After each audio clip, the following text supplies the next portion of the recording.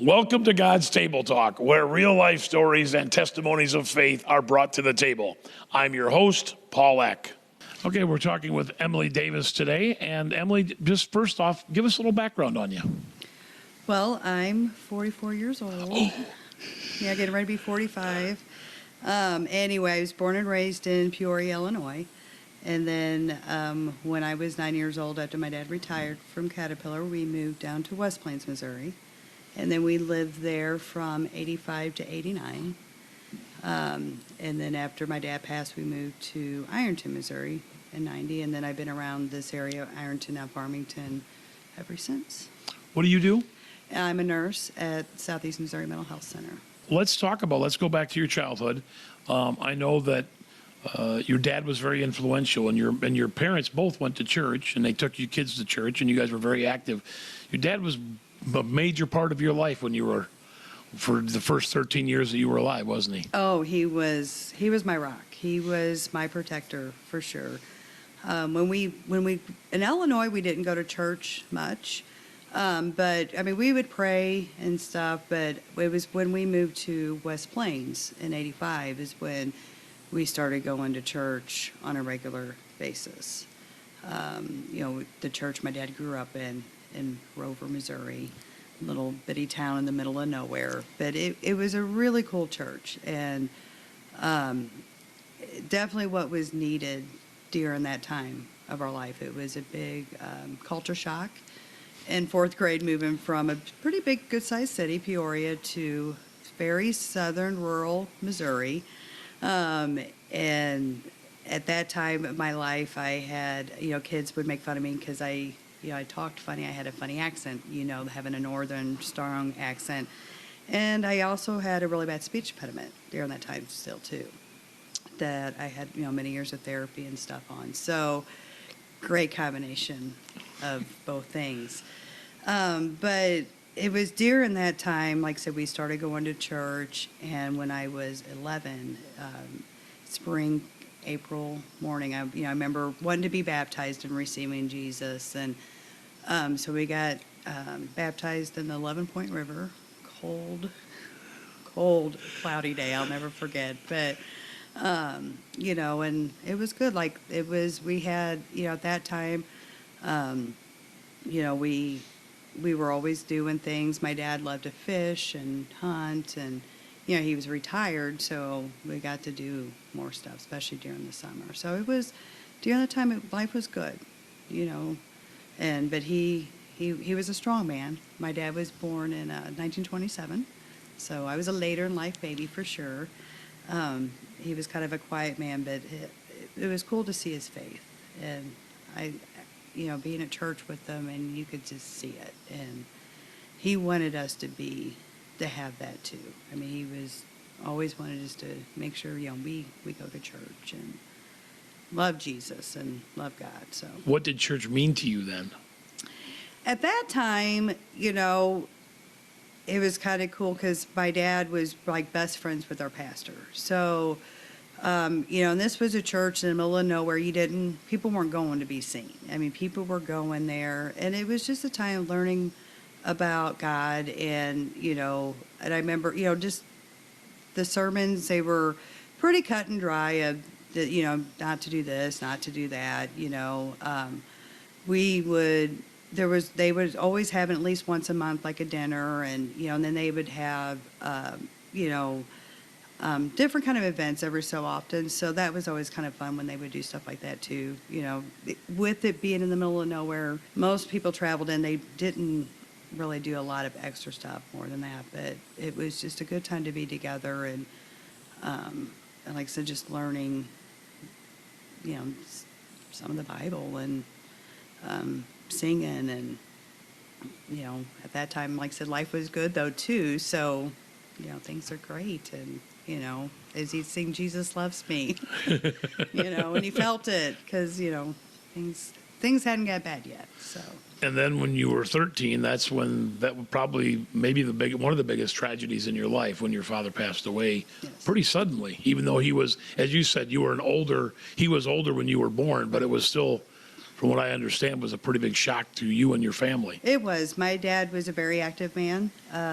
He never let the dust settle. My mom would used to pray for rainy days, so he'd stay home, get stuff done around the house, but very active. And he was very big into providing for the family. And so, yeah, he had a mild heart attack and didn't go to the doctor right away. That's not uncommon. And my mom finally browbeated him into going, and then find out he had a heart attack. And so at first, the first few days, he was in ICU, but then he got better, and things were improving. And they were going to put a pacemaker in. He was in a regular floor, and things were fine. We went and seen him, and it was a Saturday night, and he looked good. Everything was fine, and I'm so grateful that I hugged and kissed him goodbye. And he told us he wanted us to make sure to go to church the next day.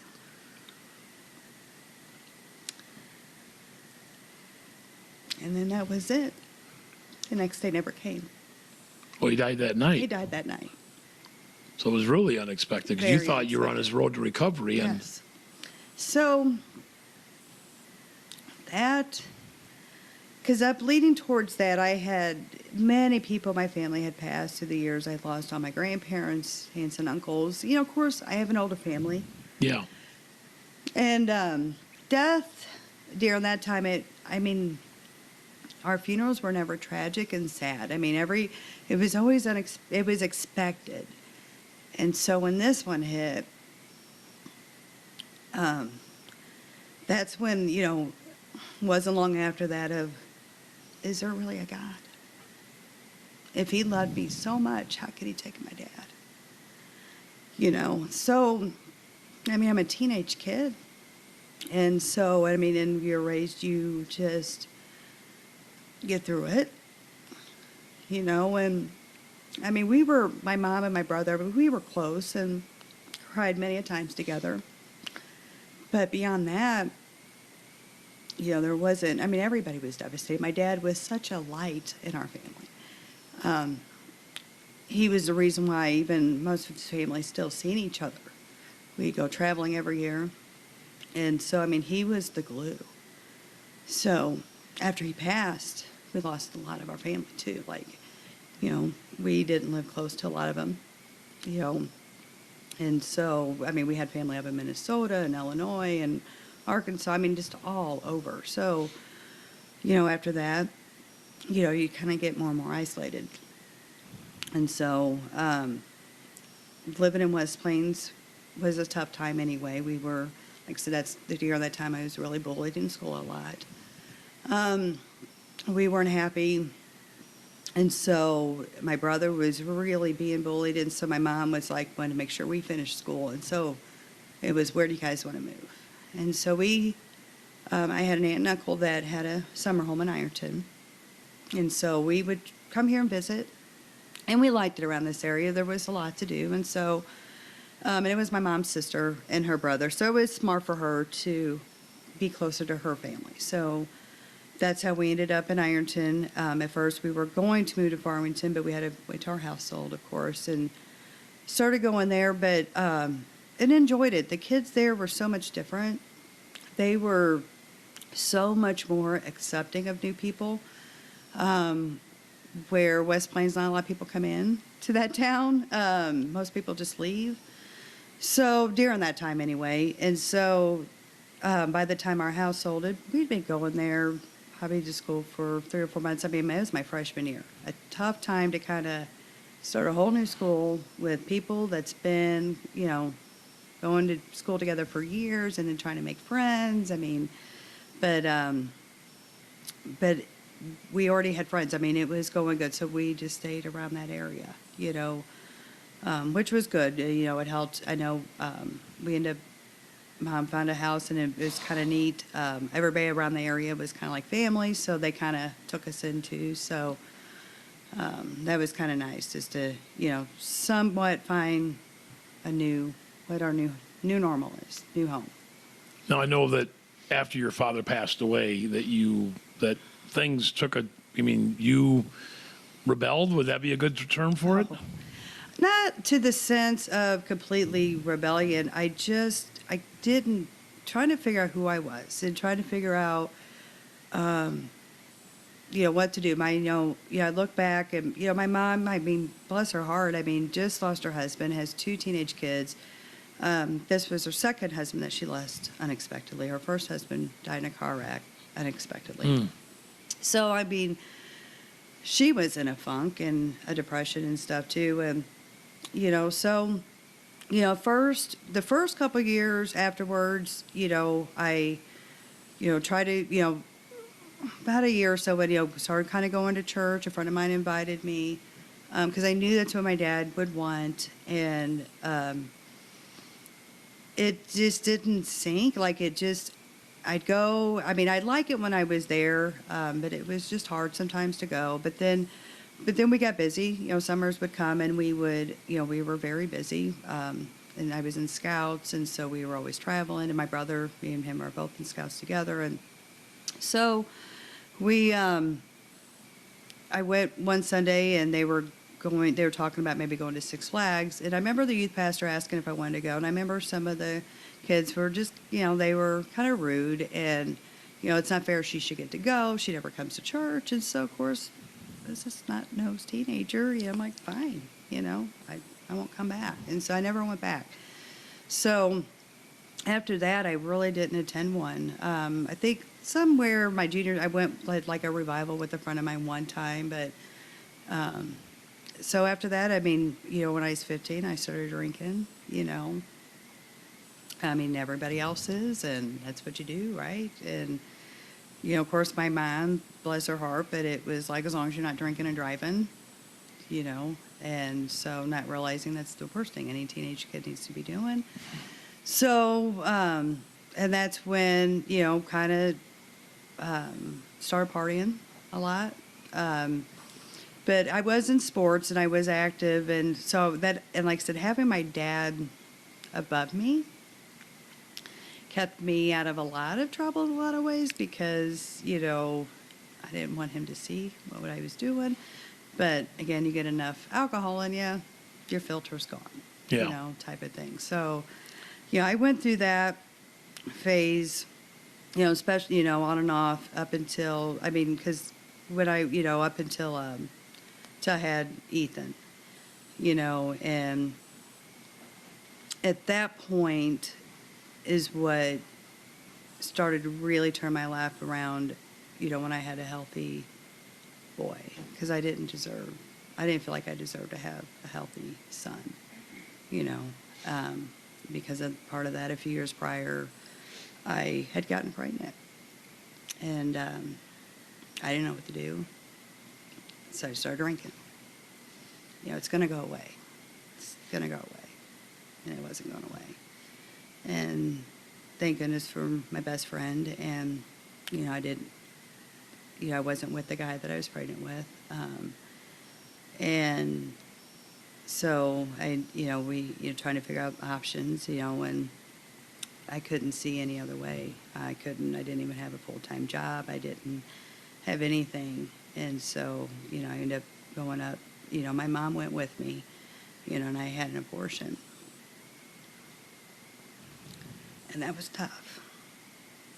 It was weird at the time because it was relieving in a way, but I knew, I've got to straighten up. I've got to do this different. So I had actually decided, I graduated from high school and I was going to go in the military. That was my goal. I was going to go in the military. I was going to go, I wanted to be a pilot. And I figured they could help me with college, And so when I went to enlist, they wouldn't take me at the time because I had braces on my teeth still. So you can't go in with braces. So, okay. And so then I ended up getting a job at the state hospital. I mean, I was only 18 years old. And that job saved my life in so many ways, so too. And so just really opening my eyes to a lot of things of where I could be heading if I don't straighten up. And but then by the time I got my braces off, I found out I was pregnant with Ethan. Me and his dad, used to work there, and we started seeing each other, and we'd only been together for a few months. But I knew right then, I'm like, I'm taking care of this baby. I don't care. I don't care of what I got to do. And so that whole pregnancy, I was scared. And I'd pray, God, I hope you forgive me, and, just to have a healthy baby. And he was. I mean, he was absolutely perfect.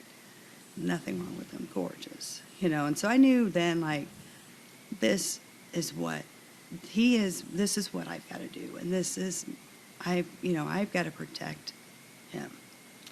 And so from that moment on, everything I did was, what I would think of my son first and what was best for him, and that's what helped me get to where I'm at today. And my son knows. I mean, we've had talks about this, and he knows. I mean, he was the best thing that ever happened to me, ever. Because it saved my life. Saved my life for sure. Now, you and your first husband, because the man who was Ethan's father did get married, but that didn't last very long. No. Then Richie comes in, who is now your husband. Talk a little bit about that, about the kind of the journey there, because you have a wonderful son, you have a marriage that didn't work out, and now what was the journey like with Richie? Well, yeah, I mean, because, and part of that, I wasn't the wife at that time I needed to be. And, we were young, my goodness, having a kid. We weren't even dating that long when I got pregnant. And so we were both, it was about us, but I remember last year we were together, and I tried so hard to make things work and tried, and it was tough. He started nursing school, and, things were just really, really tough. And, and then I met Richie. And then, when I left Ethan's dad, that was, it was right at the end of my marriage. And during that time, I remember I loved, Richie was somebody who was it's so funny how to even explain, but I mean, there was just something with him, like he cared. And after like a few months, like even Ethan, like he was so helpful. And there was times when, going through a divorce and things are tight or whatever, and Richie would help out, and he didn't have to, whatsoever. He was very supportive of me going back to school. I didn't have that support with my first husband. It was when I said something, because the plan was he was going to go to school, and then after he was in school for a year, then it was my turn to go. And so that year came up, and when I said I was going to apply, and he's like, well, what are you planning on doing with Ethan? At that moment, I'm like, well, if I got to do this by myself, then I will. I wanted to be in a position that I can take care of me and my son, and I didn't need nobody else with me to do that. I didn't want to ever feel like I had to rely on another person. And Richie knew that going in. I was not ready to be married again. I was not ready to, I had to get through school, and I'd quit school once, college. When I first started working at the state, I was actually in college, and I quit then, and I thought, I'm not going to quit now. So, and I mean, Rich ended up even buying me a computer, and we weren't even living together yet. And so that, that journey there, like, I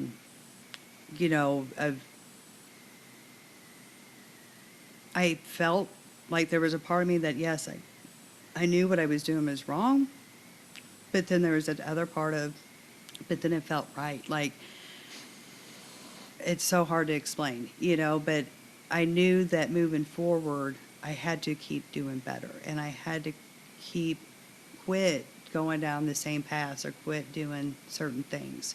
So that kind of helped. Again, that was like another stepping stone of, yes, I want to be in a marriage, and yes, I want to have a family, so what does that look like? And so that's what I need to be working on, and so with Richie, and it was because during that time, he had been divorced for many years, was single, and he was looking for that too, and wanted to be, wanted a family. And, he was divorced. His kids, lived, a couple hours away. And so when we got together, it was like we both wanted that. We wanted more. And we were so lost and broken during that time, we didn't even know what that meant, but we knew there was more there.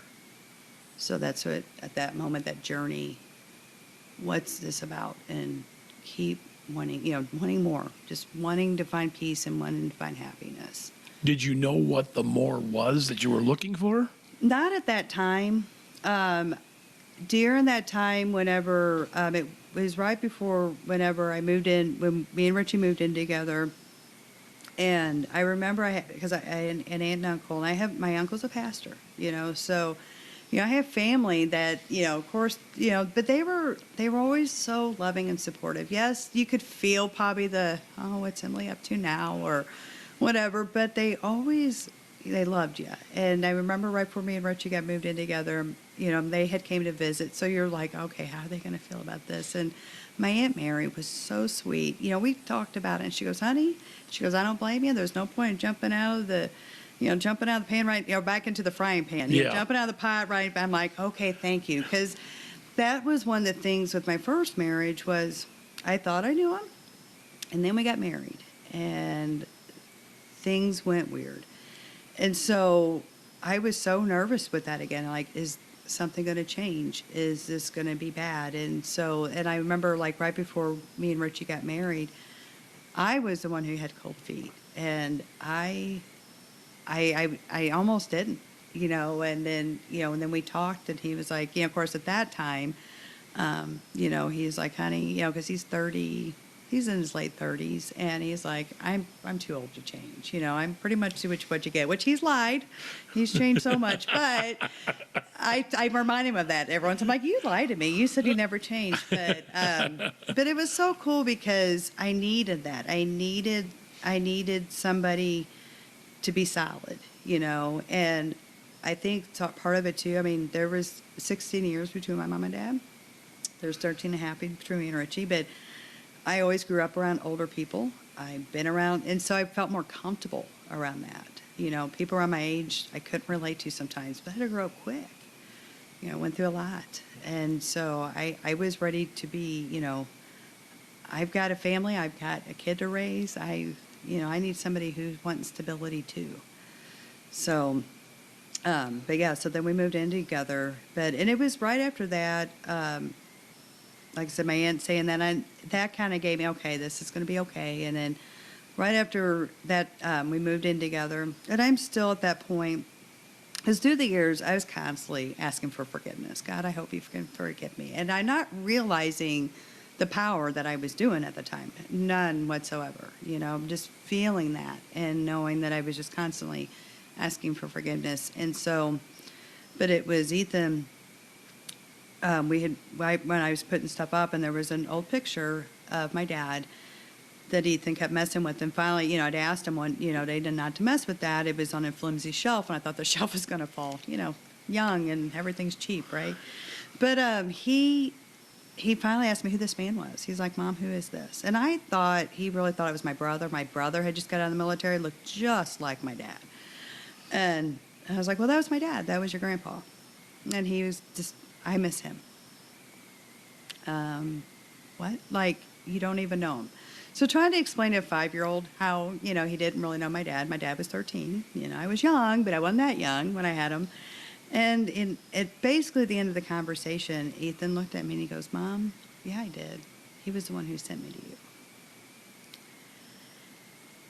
I dropped my knees right then and just cried.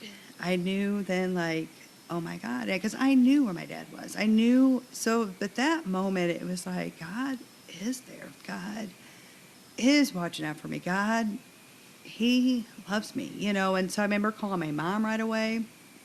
Almost just, I was in tears and talking to my brother, and called him. And it was so cool because my brother, his son had the same, almost kind of a weird same, when he was about the same age. And wow. He's 17. So my dad's very much a presence in our kids' lives. And that's cool. It's cool to know. So after that, I knew then, like, something's got to change, or, I want to see my dad again. Was I going to get to? You know, and so, once I got into accepted nursing school, which was, I know, by the grace of God, and, things started kind of going bad again. I mean, Richie got hurt the first time with his back, and then they quit paying him. I'm working part-time as an aide. I didn't know where the next money, where's the money going to come from? We ended up having to move. We thought, I didn't know where we were going to move. And that's what's so cool looking back, and I can see God's grace. His out of the blue, his cousin had a place for us. All we had to do is pay utilities, but if we couldn't manage that, he'd help. Yeah, I was in Lesterville, but it was well worth the drive. And then things started picking up again. And during that time, those years, I learned what faith was. Because I didn't know. I didn't know from moment to next. Like, sometimes where the money, the child support was sporadic at that time. Richie's job was up in the air.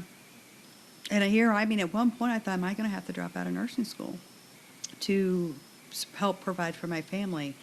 Of course, Richie, he's like, I will live under a rock somewhere. You're not quitting. I'll leave you he was just so supportive. Like, no matter what we're going to go through, you're going to get through school.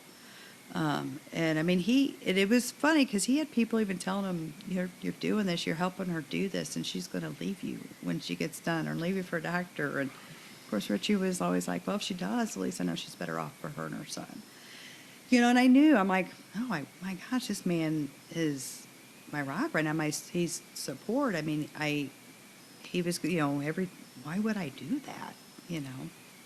So, got through school. Like, that part didn't last too long. Got through school. And so from then, after that, it was more, than your career, working on my career and moving up. And, but even during then, there was always that draw, like, I want to go back to church. I want to get back into that.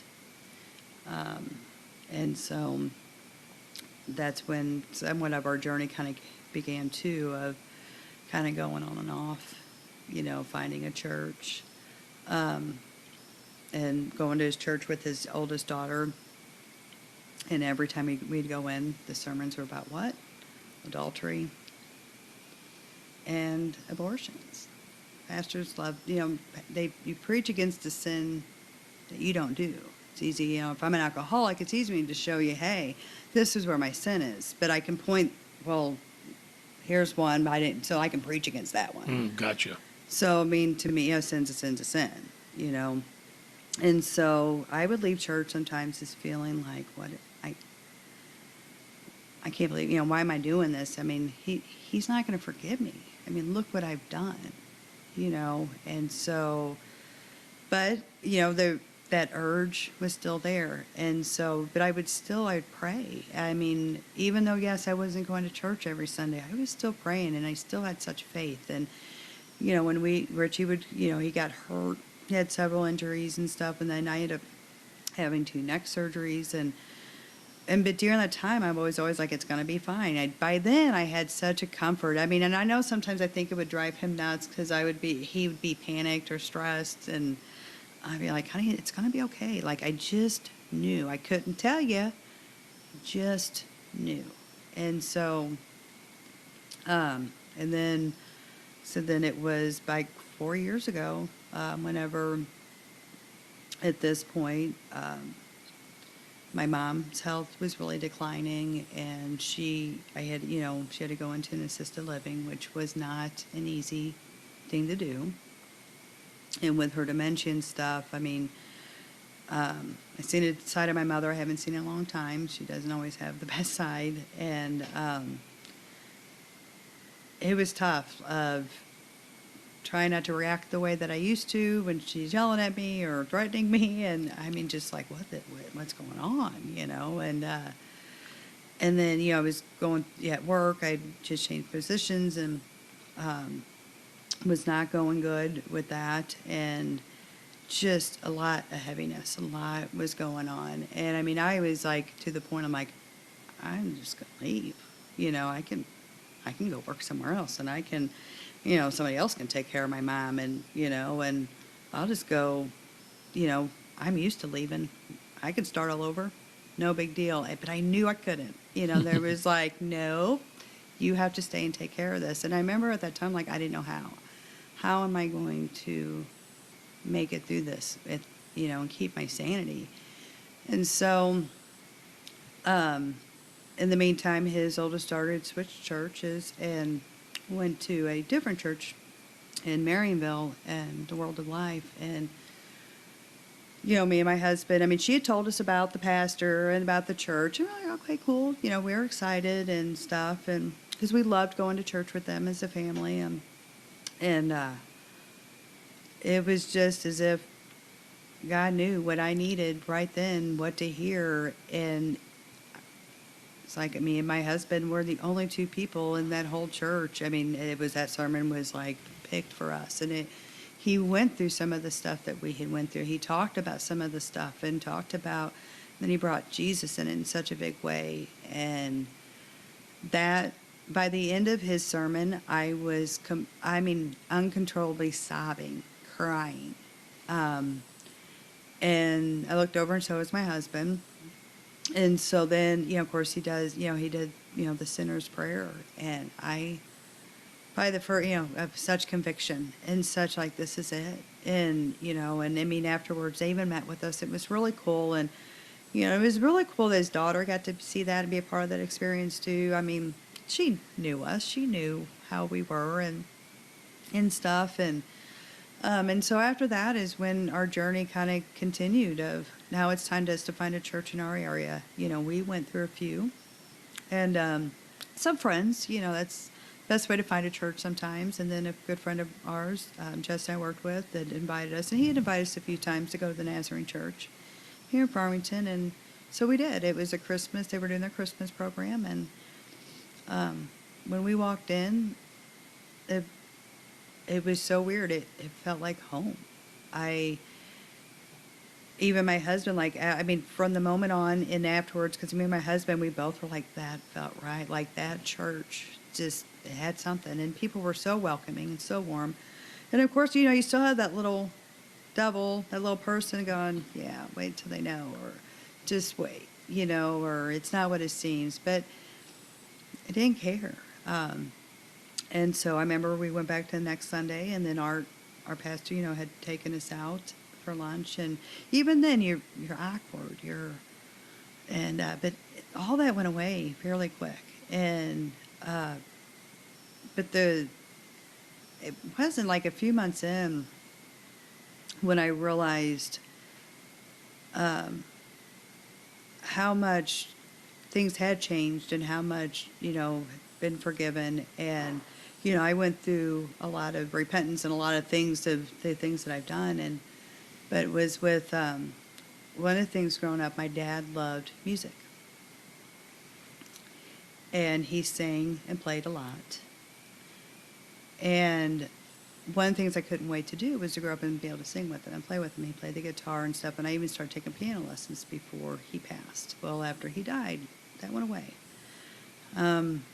I continued in band in school, but as far as singing, that all went away. And then as I got older, I could sing with the radio or whatever, but to really sing, it was a struggle. I couldn't do it. And it was a few months in of my voice changed. And even my husband noticed. And I was like, oh my gosh, I can sing again. I can carry a tune. It's 40-something, 30 years of probably at this point. My dad had been gone 30 years. And so, and now, I'm on the praise team. There's so many things now that it's just, I look back and go, oh my goodness, and it's amazing. Absolutely amazing. It's interesting that I know that I can hear what you're talking about, the guilt. I didn't get that you got that from your dad as No, no, far no. as like, but was it from the time when you had the abortion? Is that when it really started, or when did this guilt and he can't forgive me? How did that? Can you look back and say this is how it started, or this is why I felt that way? There was times even in high school of people, just talking about you, Okay. and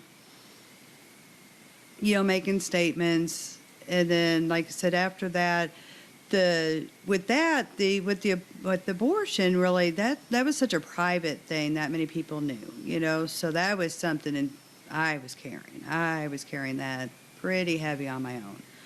I didn't even take off work. I mean, I had a couple days off, and I went back, and I wasn't supposed. I mean, nobody's gonna know about this. I knew that it's not like I keep that hidden from God.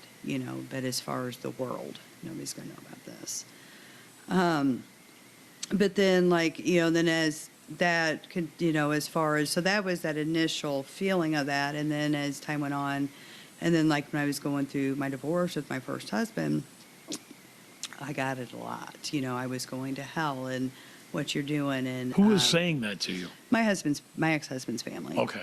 Was saying that to me, and so, of course, at that time, again, I needed, there were things that had happened, and so at that time, then I'm protecting my son, and if that means I'm going to hell, then at least right here, I'm here on earth, my son's protected. And so, and I, at that time too, I was hard-headed too. When you're moving and, you don't know who you can trust and who you can't. And, I wasn't having a lot of people that were surrounding me. We moved so much. I didn't have those close-knit networks, and, my mom wasn't one you really could talk to, and I never, we were raised as kids were seen and not heard. So it's kind of hard to talk when you don't even really know how to open up and speak. And so, but yeah, during that time, I had people tell me directly, of course, I was like, I'll meet you there, and afterwards you feel bad, you hated that, but I'm like, I hope not, but you know what, they're right. Right now in my life, it's exactly where I'm heading. They're right, and so, but again, I didn't know, during those times, I didn't know Jesus. Like I didn't get that part of it. Like growing up in church, they talked, a lot of the Old Testament stuff. And so, I remember a lot of that. Thou shalt not this, this, and this. You look at your 10 Commandments. But they didn't really, and then they didn't talk about when Jesus came back. And then what was his new commandments? Love me and love thy neighbor, and that's why he came back. I'm like the woman at the well. At that point, I could see what she felt like. People's pointing fingers at her, staring at her. Look what she's, she had a kid out of wedlock. She's, you look at the things that is so, hey, you're not supposed to do this. That's where I was at. So you hear those things. And there's some people who don't have a problem saying that to you. Christians. Which is kind of directly opposite of what Jesus. Right. You don't condone when somebody's sinning, but you don't bury them with it and say, well, right. hit them over the head with a Bible and say you're going to hell if you don't change. Right. I've often told people you're never going to scare anybody into heaven. No. So, why would you, and I see it a lot. It's disturbing to me when I see people say that or do that. So when you found Jesus, because I know you had the knowledge of God, when you found Jesus, what were there people that you came in contact with to help you to get over that guilt so much, that helped you kind of guide you along that path? No, not so much. It was just, what was cool is just hearing the right things at the right time.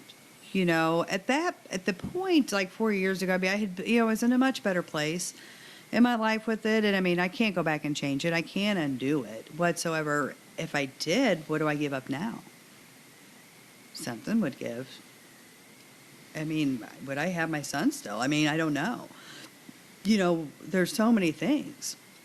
So that's where, of at least being in that place of, I can't undo it, but I definitely can learn from it, and I can move forward and maybe help somebody else who's struggling, going through it and trying to, making the better decisions, or, praying about it.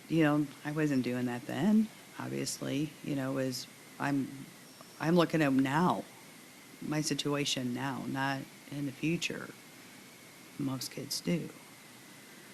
They often say that a woman will marry a man like their father. Obviously, your first marriage was a little bit different. Do you see a lot of your father in Richie? I do, in some ways, and especially just the love he has for his family. That was something.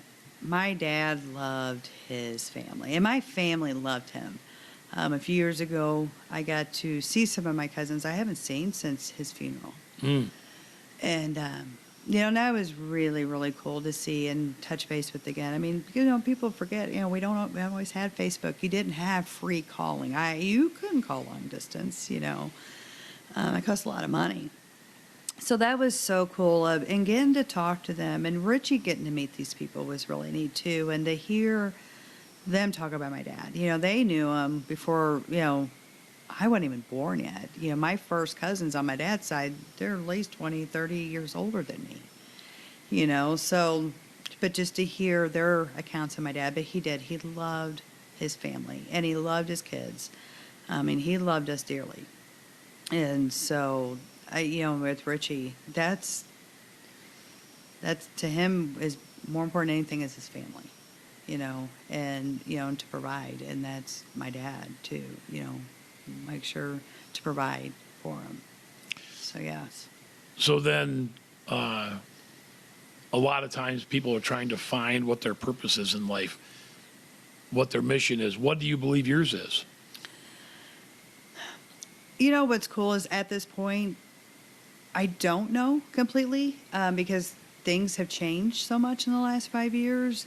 Before, I put everything in my career, and, and stuff as a nurse. And I mean, my goodness, I got to move up. I've been in management, the last 12 years. I mean, that's even something that I gave that up, and that was like the coolest, the funnest thing ever. And I kept praying about it. I was really struggling, and I really wasn't happy, and management's hard.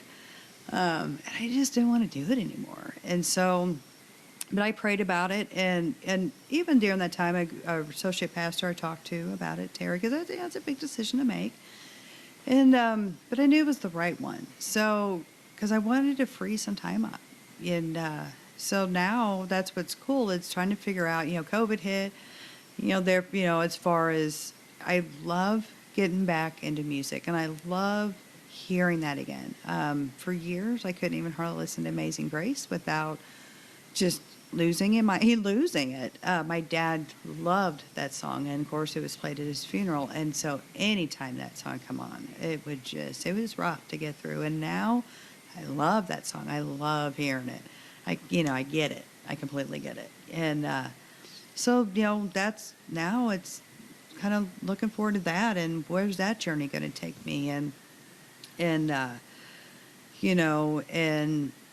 right now I'm just kind of seeing what God's got for me, and it's cool to let that go. I've got my career done. I've got over 4 years, and I can retire. Do I continue? I don't know. And so, but I do know for sure God is going to provide. I know he's going to be there, and no matter what, I'm going to lean towards him. What do you base that confidence on, that God's going to provide? Well, again, looking back at the times when we didn't have anything, and he did. That Prevenient grace is an amazing thing. I mean, I was not going to church then. I was not, where I need to be. But he was, and so, and then the last few years, we've gone through a lot with our family and my husband, our oldest son. And that's when I learned how to battle on my knees and pray And it is so cool to, for one, the comfort that it brings almost immediately. But then watching it, God move mountains. I mean, literally things that there's nothing you could have said, done, or anything to make it happen, but he did. Because I tried on my own, and nothing would happen. Another brick wall caused more problems. So, okay, take a step back and, get on your knees. And man, so watching that through the years, I mean, I've used it, I do it all the time. I do it, with my son now, our family, if there's something, I'm on my knees. And when you see things change, that is completely, it's nothing you did except for get down. That's all I need. There's that comfort. So I want to just a little bit talk about your mom, because she's dealing with dementia. When I went through that with my mom, people would also often ask, why would God do this to your mom? How do you deal with this? How can you accept a loving God that would allow your mom to suffer like this? Do you deal with that kind of questions, or No. do you have how do you process it as far as what your mom's going through? Well, part of it too, I think a lot of it being a nurse and being able to understand why things happen. My grandmother, her mom had dementia, and she had a lot of health problems and stuff that led to that, and so did my mom. She's had a heart attack at some point. She's had a couple of strokes. She's in 4th-stage renal failure. So that, she didn't take good care of herself through the years, and so it's caught up with her. It's amazing. She's even still with us. When I talk about the heart attacks and strokes, we don't even know exactly when those happened. We just know they happened, and then probably now, let's see, Ethan's 24, so 11 years ago. So it's, she's got vascular dementia, and a lot of that's because of everything's just, she's not getting good blood flow to the brain. So, I don't look at that as, that's just part of life too.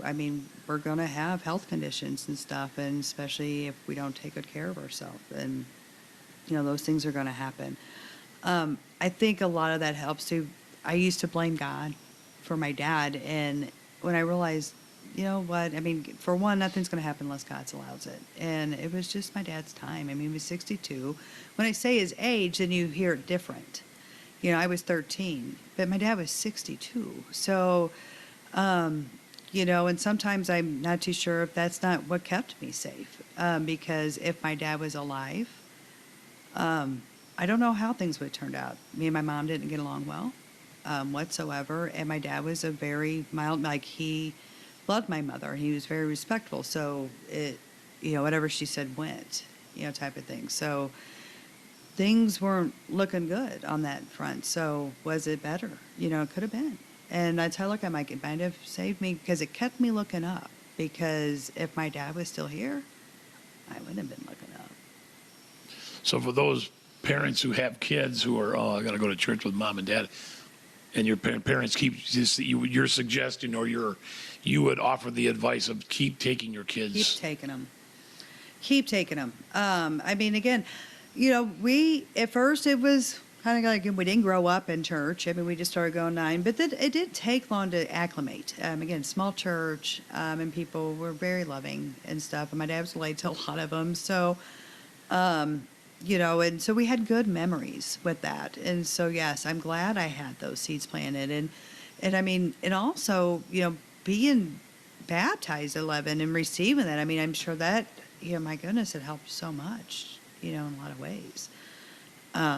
So yes, that's one of the things, if I could do different, I wish I had my son in church more, and I didn't, so, and that's something now that, as far as our journey, I know he questions things and it's not for sure. And, but him watching me and Richie, I know it's going to be powerful. Because, Ethan, one of the things that was tough a few years ago, he went to church with us and had an amazing sermon. And you can tell Ethan really felt the Holy Spirit and stuff. And he actually sent this prayer and raised his hand afterwards. And that was a powerful thing. And I almost, I started crying. But then he was so weirded out afterwards. And I knew, I was like, something was weird about this. So I talked to him about it. We got home and I'm like, son, why, what's going on? And I'm trying to reel through my head because he did go to church somewhere with his grandmother on his dad's side. And he had such a skew of Christianity because he remembered how much they badmouthed me and talked bad about me, and they were Christians. I don't want to be a Christian if that's how you're supposed to be towards somebody, because all he ever seen was with me and Richie, because he heard them email about both of us. We loved him unconditionally. He felt safe with us. With us, he felt secure. And so how could we be the bad guys? So becoming a Christian means I have to be like this and judge. And so it was such a cool full circle moment in that. As Ethan knows. Our son knows. He understands everything. He's seen But I told him, I said, son, but they weren't being Christians. It's not us to judge. I don't get to choose. And there's going to be people that it's going to be to heaven that I would have been like, seriously? Really? But it's not up to me. And I love that. I love the fact that I don't get to choose. I wouldn't even choose myself. Yeah, no, okay, somebody else can go besides me. But honestly, so that's where, now with him, that journey, and so, I've got it in God's hands, and I know some way, somehow that'll work out. And I'm willing to bet that one day you will see your dad again. I hope so. I do. I tell Richie, I said, I don't know how it works in the end whatsoever, but I would love it if my dad was the one who got to walk me into heaven. He didn't get to walk me down the aisle.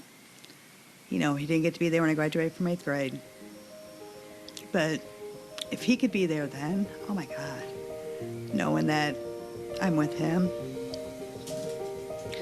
that's what I'd want. That would be worth it all. Absolutely worth it all. For what have I to do with judging outsiders? Is it not those inside the church whom you are to judge? God judges those outside. Purge the evil person from among you. 1 Corinthians chapter 5, verses 12 through 13. Thank you for tuning in to God's Table Talk. Remember, you can listen to the podcast on Apple, Spotify, and Anchor, and you can watch the full interview on YouTube. I'm your host, Paul Leck. Be blessed, but more importantly, be a blessing.